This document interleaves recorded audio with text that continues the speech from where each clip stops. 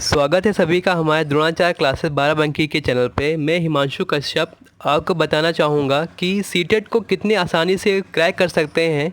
आपने कई क्लासेस ली होंगी, कई किताबें पढ़ी होंगी, लेकिन यहाँ हम उन चीज़ों की बात करेंगे कि आप आसानी से कुछ शब्दों के द्वारा ही सीटेट को क्रैक कर सकेंगे। तो पिछले कई वीडियो में हमने आपको बताया है कि कैसे हम पॉजिटिव और निगेटिव वर्ड्स के द्वारा हम सीटेट को क्रैक कर सकते हैं, जिनको हम अपनी भाषा में ब्रह्मास्त्र कहते हैं। तो अगर आप भी द्रोणाचार्य का ब्रह्मास्त्र सीखना चाहते हैं तो हमारे चैनल को अभी आपने नहीं सब्सक्राइब किया हुआ है तो ज़रूर सब्सक्राइब कीजिए, साथ में बेल आइकन को प्रेस कीजिए जिससे नोटिफिकेशन आपको सबसे पहले और सबसे जल्दी मिल सके। और अगर आपको वीडियो अच्छा लगता है तो अपने दोस्तों के साथ ज़रूर शेयर करें, साथ में लाइक भी करें और अपनी प्रतिक्रिया को कमेंट में ज़रूर बताएं।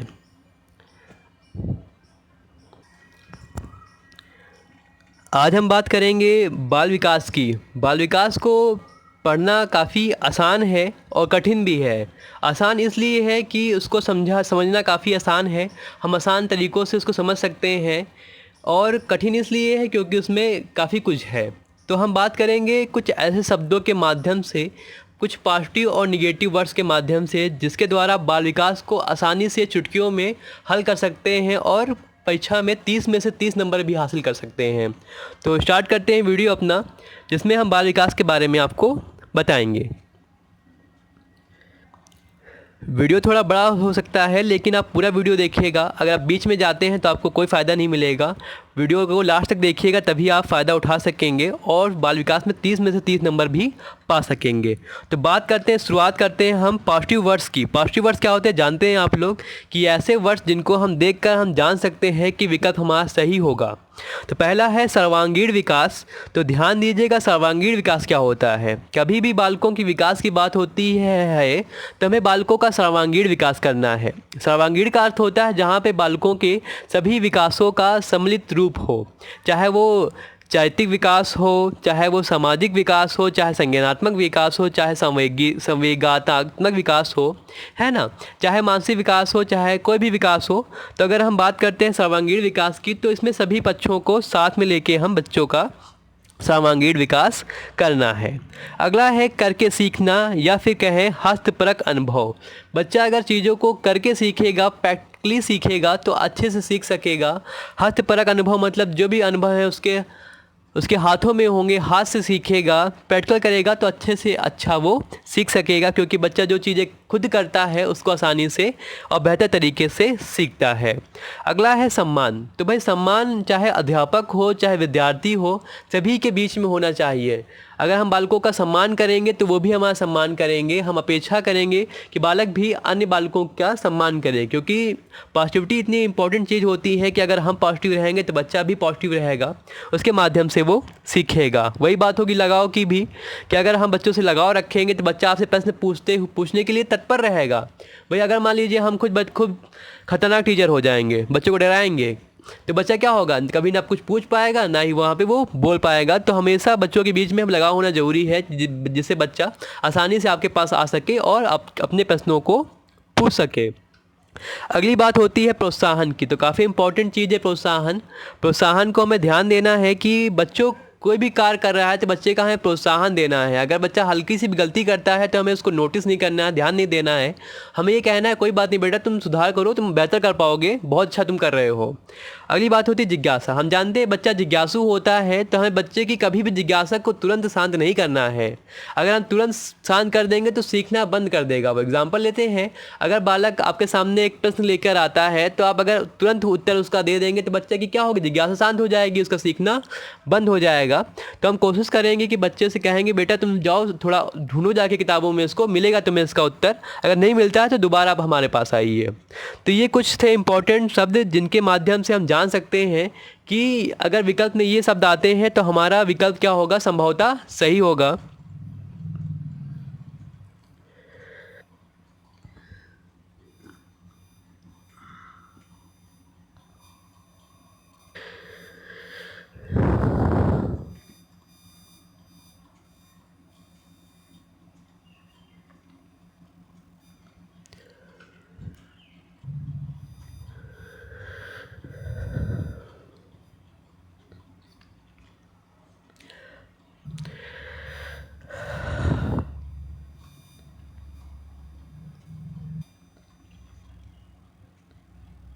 आगे बात करते हैं कुछ और पॉजिटिव वर्ड्स के साथ में।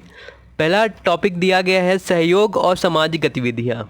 बात पहले ही हमने किया हुआ है कि बालक अगर सहयोग से सीखता है, उसकी गतिविधियाँ सामाजिक होती हैं, तो वो समाज में अच्छे से सीख सकता है और समाज में उसका बल बढ़ेगा और समाज में अपनी बातों को अच्छे से रख सकेगा। सबसे इम्पोर्टेंट क्या है, अगला टॉपिक पर्यावरण अध्ययन में कई बार एग्जाम में आया हुआ है, क्षेत्र भ्रमण और अनुभव।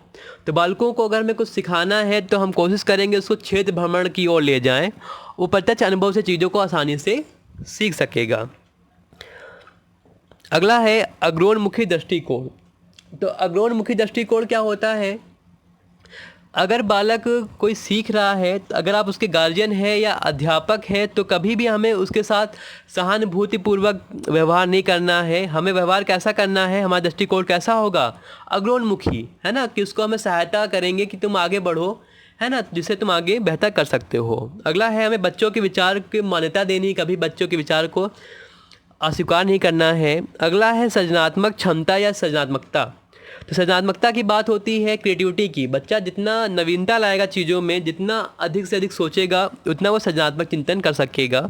सृजनात्मकता में ध्यान दीजिएगा, अगर मौलिकता की बात होती है, नवीनता की बात होती है, लचीलापन की बात होती है, धारा प्रवाह की बात होती है, तो वहाँ पर सृजनात्मकता होती है, यानी कि सृजनात्मक या सृजन क्षमता की बात होती है। अगला है मुक्त उत्तर वाले प्रश्न। पहले हमने बात की हुई है इसके बारे में। और उपचारात्मक कार्य, बच्चों की जो भी कमियां हैं उनको दूर करके हमें बच्चों का उपचार करना है, उसके अनुसार उन्हें कार्य कराना है। तो यहाँ हमारे सारे पॉजिटिव वर्ड कंप्लीट हो गए। अगर ये सारे बिंदु या सारे शब्द किसी भी पॉइंट्स में या किसी भी बहुविकल्पीय में मिल जाते हैं आपको, या कहें किसी भी ऑप्शन में आपको मिल जाते हैं, तो जो हमारा ऑप्शन होगा या विकल्प होगा वो संभवतः सही होगा। अब बात करते हैं हम उन निगेटिव वर्ड्स की जिनको हम देख के बता सकते हैं कि हमारा विकल्प कितना गलत होगा। तो बात करते हैं, स्टार्ट करते हैं हम। पहला है पुस्तक केंद्रित शिक्षा। हमें कभी भी पुस्तकों पे बल नहीं देना है। बालकों की शिक्षा कभी भी पुस्तक केंद्रित नहीं होनी है। मतलब कि ये नहीं है कि बच्चों को हमने पुस्तक पढ़ा दी तो बच्चे का ज्ञान पूरा हो गया। हमें अन्य माध्यमों का भी प्रयोग करना है। बच्चों को हम क्षेत्र भ्रमण की ओर ले जाएं, वास्तविक जीवन से जोड़ें, पत्र पत्रिकाओं की सहायता लें, है ना, बच्चा अधिक से अधिक सीखेगा। अगला है शिक्षक केंद्रित शिक्षा। ध्यान दीजिएगा, कभी भी शिक्षक केंद्रीय शिक्षा हमें नहीं करनी है कि शिक्षक ही पढ़ा रहा है और बालक बोल नहीं पा रहे हैं। हमें शिक्षा कैसी देनी है, बाल केंद्रीय शिक्षा देनी है। अगला है खाली स्लेट क्या कोरी पट्टियाँ। तो भाई बच्चा ये नहीं है कि खाली प्लेट है या कोरी पट्टियाँ हैं जो हमने सिखा दी और सीख गया, ऐसा नहीं हमें बनाना है। बच्चा को हमें ऐसा बनाना है कि बच्चा खुद से चीज़ों को सीखे, वो जिज्ञासु हो और वो अधिक से अधिक सीखे। अगला है लैंगिक समानता या पक्षपात। तो भाई भी ध्यान दीजिएगा, हमें कभी भी लैंगिक पक्षपात नहीं करना है, हमें लैंगिक समानता करना है। समानता का आशय है कोई भी लड़का हो कोई भी लड़की हो, सभी लोग एक समान है। लड़कों वाले काम लड़कियां भी कर सकती हैं और लड़के वाले काम लड़कियां भी कर सकती हैं। तो ध्यान दीजिएगा। अगला है काफ़ी इम्पोर्टेंट पॉइंट है, केवल मात्र सिर्फ ही सिवाय और बजाय। ऐसे शब्द आपको किसी भी विकल्प में मिल जाते हैं तो वे विकल्प संभवतः क्या होगा, गलत होगा। तो ध्यान दीजिएगा, केवल, ओनली, केवल मतलब ओनली, मात्र, सिर्फ, ही और सिवाय और बजाय। हिंदी वाले पार्ट में, हिंदी शिक्षा शास्त्र में काफ़ी बार देखा गया है कि ये विकल्प आए हुए हैं, ये शब्द आए हुए हैं जिनसे विकल्प क्या होता है, गलत हो जाता है। कैसे, ध्यान दीजिएगा। हम कहें कि केवल इसी के द्वारा बालक में विकास हो सकता है, तो क्या केवल एक ही चीज़ के द्वारा बालकों में विकास हो सकता है? नहीं, है ना। तो केवल, मात्र, सिर्फ, अगर ये शब्द आते हैं तो विकल्प हमारा गलत होगा। अगला है रटना, याद करना, स्मरण करना, कंठस्थ करना। ये ऐसी तकनीकें हैं जिनका प्रयोग हमें बच्चों को नहीं कराना है कि रटकर चीज़ें हमें नहीं याद करनी है। बच्चा अगर समझ समझ के याद करेगा तभी सीख पाएगा और बेहतर तरीके से सीखेगा। अगला है दंड, सजा, बोझ, समस्या और हतोत्साहित। कभी भी बच्चों को हमें दंड नहीं देना है ना। प्राथमिक स्तर पे तो दंड देना मना ही है और बच्चों को सज़ा नहीं देनी है। बच्चों का बोझ का आशय है कि हमें ज्ञान ऐसा नहीं देना है कि बच्चा उसको बोझ समझे। इतना हमें ज्ञान नहीं देना है कि वो समझ ही नहीं सके। तो बच्चों को ज्ञान उसके स्तर के अनुकूल ही दें। अगला है समस्या। बच्चा कभी भी समस्या नहीं लाता है, उसकी समस्या को हमें समाधान करना है और सिखाना है। बच्चा कभी भी समस्या नहीं होता है। अगला हतोत्साहित। अगर विकल्प में कहीं भी हतोत्साहित दिख रहा है तो विकल्प क्या होगा? गलत होगा, क्योंकि हमें बच्चों को कभी भी हतोत्साहित नहीं करना है। आगे बढ़ते हैं अब। अगला पॉइंट है, नेगेटिव वर्ड्स में देखते हैं निष्क्रिय। बालक जो होते हैं कभी भी निष्क्रिय नहीं होते हैं। अगर निष्क्रिय बात हो रही है तो वो गलत है, अगर निष्क्रियता से वो सीख रहा है तो गलत है। बच्चों को हमें एक्टिव होकर सिखाना है और बच्चा जब एक्टिव होगा तभी सीख सकेगा। अगला है रोजगार, व्यवसाय, उच्च और ग्रेड की शिक्षा। तो भाई प्राथमिक शिक्षा का उद्देश्य ये नहीं होता है कि बच्चा बड़ा होकर रोजगार करे, व्यवसाय करे या उच्च शिक्षा की ओर हम उसको ले जाएं या ग्रेड की शिक्षा ले जाएं, है ना। तो ग्रेड की शिक्षा की बात करें, उच्च शिक्षा की बात करें तो ये प्राथमिक स्तर की शिक्षा का उद्देश्य नहीं होता है। तो अगर ये विकल्प आते हैं तो संभवतः हमारा विकल्प क्या होगा? वो गलत होगा। सबसे इम्पोर्टेंट चीज़, हमें तकनीकी और वैज्ञानिक शब्दावली का प्रयोग नहीं करना है, परिभाषाओं का प्रयोग नहीं करना है ना। हमें जो भी अवधारणा सिखानी है उसको समझ के साथ सिखानी है, रटाना नहीं है हमें, है ना। तो तकनीकी शब्दावली होगी चाहे वैज्ञानिक शब्दावली होगी, हमें कम से कम प्रयोग करना है या ना के बराबर प्रयोग करना है। अगला है, कभी भी हमें सीमित या व्याख्या इन शब्दों का प्रयोग बात होता है तो प्राथमिक स्तर पे इनको गलत माना जाता है, क्योंकि अगर बालक व्याख्या के साथ नहीं सीख सकता है ना, तो बच्चों को अगर हम प्रत्यक्ष अनुभव कराएंगे तभी सीखेगा। अगर हम उसको व्याख्या देंगे तो वो बोर हो जाएगा, सीख नहीं सकेगा। अगला पॉइंट है परीक्षा और प्रतियोगिता। तो काफ़ी इंपॉर्टेंट पॉइंट है परीक्षा। कभी भी हम बालकों की परीक्षा नहीं कराएंगे। परीक्षा का आशय ये है कि परीक्षा की बच्चों की परीक्षा करवा रहे हैं और देख रहे हैं कि बच्चा कितना अंक लेके आ रहा है ना। तो परीक्षा का आशय ये नहीं होता है कि बच्चों को हम उनके अंक जाने, उनका ज्ञान जाने, है ना। बच्चा सीख रहा है, हमारे लिए यही महत्वपूर्ण है। तो अगर परीक्षा की जहाँ बात होगी वह विकल्प संभवतः गलत होगा। अगला है प्रतियोगिता। तो बालकों में हमें कभी भी आपस में प्रतियोगिता नहीं करानी है कि बेटा तुम पढ़ो, तुम्हें टॉप करना है या तुम उससे बेहतर कर सकते हो। ये तो बहुत गलत बात है। हमें बालकों में प्रतियोगिता करानी है तो कौन सी करानी है? स्वच्छ प्रतियोगिता करवानी है। स्वच्छ प्रतियोगिता क्या होती है कि बालक खुद से ही प्रतियोगिता कर रहा है, खुद से ही सीख रहा है कि नहीं हमें ये करना है तो करना है। एग्जाम्पल लेते हैं छोटा सा हम लोगों के लिए, जैसे कि सीटेट का एग्ज़ाम देना है तो हमें 82 या 90 नंबर लाने हैं, है ना। तो ये प्रतियोगिता मेरी खुद से है, हमारी खुद से है कि हमें ही 82 या 90 नंबर लाना है। कोई कितने ला रहा है, कोई फेल हो रहा है, कोई पास हो रहा है, हमें उससे क्या मतलब, है ना। तो हमें क्या करना है? प्रतियोगिता नहीं करनी है, स्वस्थ प्रतियोगिता करनी है। तो जहाँ पे स्वस्थ प्रतियोगिता की बात होगी वो विकल्प क्या होगा? सही होगा। जहाँ प्रतियोगिता की बात होगी वो विकल्प गलत होगा। अगला है पाठ्य पुस्तकों पर बल देना। तो हमें पाठ्य पुस्तकों पर बल नहीं देना है। आगे बढ़ते हैं हम। अगला है अनुशासन, दंड देना और शिकायत। तो अनुशासन तो हमें बनाना ही नहीं है। अनुशासन में बच्चा डर जाता है और सीख नहीं पाएगा। दंड नहीं देना, शिकायत। सबसे महत्वपूर्ण बात क्या है? कक्षा में अगर बालक ने आपको डांट भी दिया या फिर आपके ऊपर चिल्ला दिया या वो कक्षा छोड़ के बीच में भाग गया या हाफ टाइम में ही भाग गया, तो कभी भी हमें बच्चे की शिकायत नहीं करनी है कि नहीं हम जाके बड़े सर से या हम कहें कि प्रिंसिपल से उसकी शिकायत करें या उसके पेरेंट्स को बुलाएं, मीटिंग कराएं, है ना। तो हमें ऐसा नहीं करना है। हमें क्या करना है? इसके पीछे कारण क्या है, बालक ने ऐसा क्यों किया, हम जानने का प्रयास करेंगे, है ना। तो कभी भी बच्चों की हम शिकायत नहीं करेंगे, हम ही बच्चों को सिखाएंगे, समझाएंगे और कारण जानेंगे क्या पीछे इसका कारण है, इसने ऐसा क्यों किया। अगला है बच्चों की गलतियों का ध्यान देना। तो भाई बच्चों की गलतियों का ध्यान हमें नहीं देना है, हमें बच्चों को सिखाना है ना।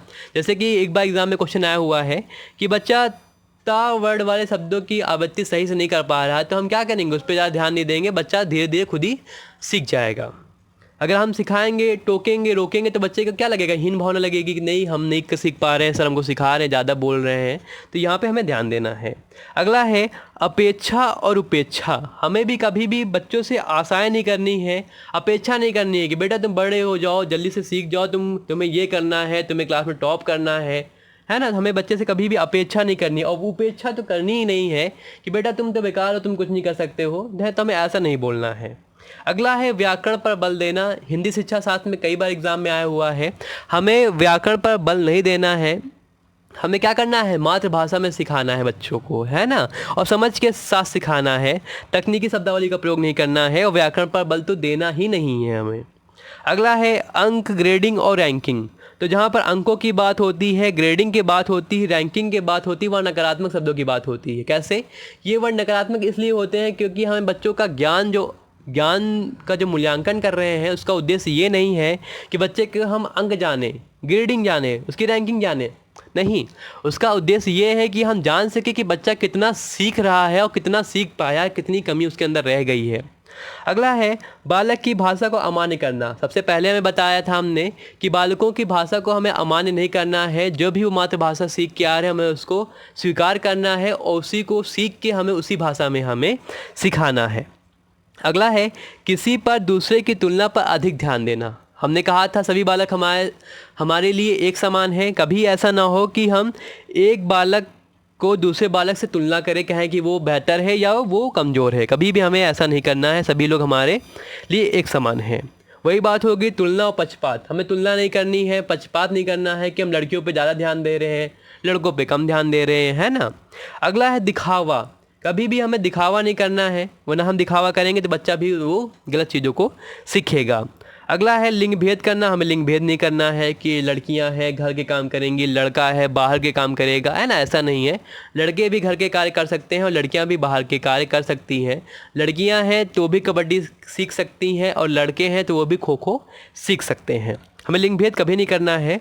अगला है अलग अलग करना। अलग करना, कभी भी बच्चों को हमें अलग नहीं करना है कि हमें समूह बना दिया, ये लड़कियों का ग्रुप है, ये लड़कों का ग्रुप है, या फिर हम ये कहें कि ये अच्छे बच्चे हैं, ये बुरे बच्चे हैं, ये कमज़ोर बच्चे हैं, है ना। कभी भी हमें बच्चों का ग्रुप नहीं बनाना है उनके स्तर के अनुकूल। सभी बच्चों को एक साथ सिखाना है ना। आगे बढ़ते हैं नियंत्रित करना। हम बच्चों को कभी भी नियंत्रण में नहीं रखेंगे। अगर नियंत्रण में रखेंगे तो क्या होगा, बच्चा नियंत्रित रहेगा तो वो बोल नहीं पाएगा और सीख नहीं पाएगा। अगला है एकाधिकार। एकाधिकार का अर्थ होता है कि हम ही बोल रहे हैं, बच्चा वहाँ कुछ बोल नहीं पा रहा है, तो वहाँ पे एकाधिकार ना हो, प्रजातांत्रिक परिवेश हो। अगला है अभिसारी चिंतन और बंद अंत वाले प्रश्न। तो कभी बच्चों को अभिसारी चिंतन नहीं कराना है हमें। अभिसारी का अर्थ होता है कि वो जाके एक ही बिंदु पर अटक जाए।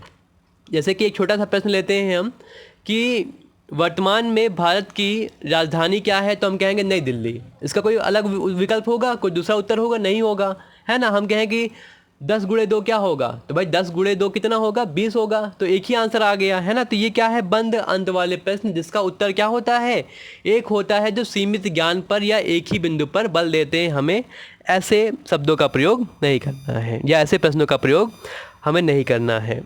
तो कैसा लगा आपको वीडियो पूरा? इसमें हमने आपको पूरा बताया हुआ है कि किन किन ऑप्शन के द्वारा, किन किन शब्दों के द्वारा हम जान सकते हैं कि विकल्प ये सही है कि गलत है। संभवतः हमें लग रहा है कि आप लोगों को यह वीडियो अच्छा लगा होगा।